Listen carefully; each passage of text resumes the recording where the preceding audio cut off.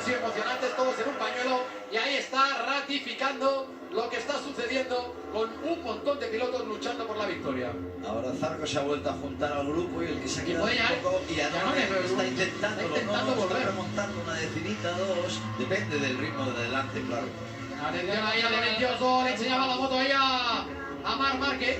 Pero fíjate ahora cuando lanzan la moto ahí, la salida como se mete encima de... Mira, Valentino ahí que quiere volver a recuperar plaza, la moto por el interior, no ha podido ahí, con Ale Rins en la chicane, todos manteniéndose dentro de la pista y subiéndose al piano, pasan por línea de meta, van a quedar en este instante 10